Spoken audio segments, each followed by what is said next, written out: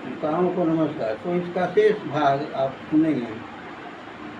तो आत्माराम दुबे ने क्या किया, फल तो पत्नी को दे दिए, लेकिन पत्नी ने उस फल को गाय को खिला दिया और गाय से बहुत सुंदर एक बालक पैदा हुआ और संपूर्ण शरीर मानव का, मनुष्य का, और कान हुआ जानवर का, पशु का, गाय का कान हुआ। तो उस लड़के का नाम पड़ा गोकर्ण। गो माने गौ होता है, गाय, और कर्ण माने कान। गोकर्ण, गाय का कान, नामे पड़ा गोकर्ण। और उधर धुंधली की पत्नी को जब बच्चा पैदा हुआ तो बच्चे को दे गई नवजात शिशु को, और धीरे धीरे बड़ा हुआ। नवजात शिशु का नाम पड़ा धुंधकारी। धुंधकारी बहुत बड़ा अत्याचारी निकला। और ये गोकर्ण जो गाय से पैदा हुआ पुत्र, वो विद्वान हुआ, सत्संग में चला गया, बाहर सत्संग में चला गया। इधर धुंधकारी जो पत्नी का पुत्र था, उसका नाम धुंधकारी पड़ा। अब तो पुत्र का आएगा धुंधली का। धुंधली के दो लड़के हुए, धुंधकारी और गोकर्ण। गोकर्ण सत्संग में बाहर चला गया और यह क्या किया कि वो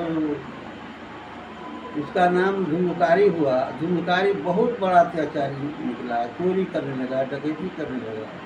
चोरी डकैती करके और बहुत धन इकट्ठा कर दिया।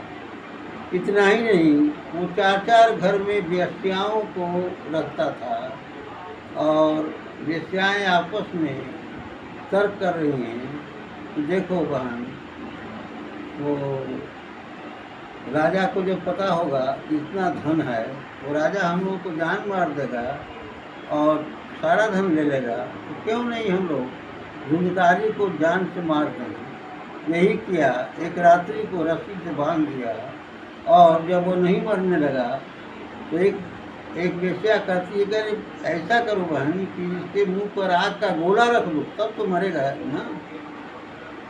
वही किया, आप आग जलाकर, या जिसको बोरसी कहते हैं, आग इकट्ठा करके बोरसी में जमा करके और आग का गोला उसके मुंह पर दिया गया और वो धुंधकारी मर गया, उसकी मृत्यु हो गई।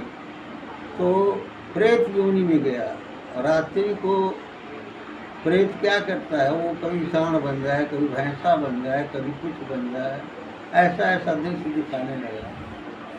तो उधर गोकर्ण को, उसके भाई को पता चल गया कि हमारे भाई को तो जान से मार दिया है। तो गया में पिंड देते हुए घर पहुंचा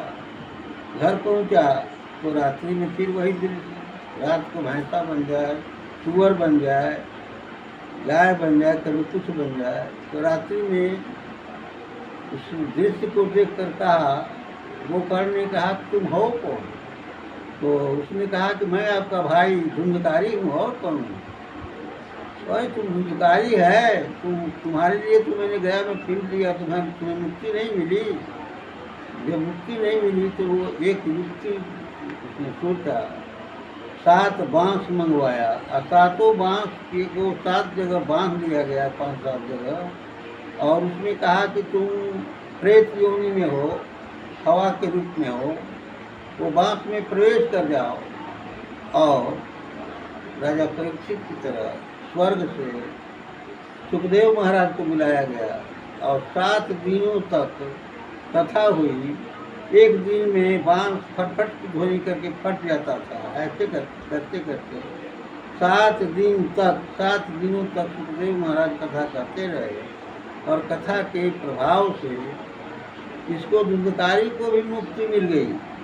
कहानी का तात्पर्य यह है, चाहे कितना बड़ा पापी क्यों न हो, भगवान की शरण में, सत्संग में जो चला जाता है, तो भगवान इतने बड़े दयालु हैं कि उसके सारे पाप को धो डालते हैं। इतना ही कहकर मैं अपनी वाणी को विराम देता हूँ। श्रोताओं को नमस्कार।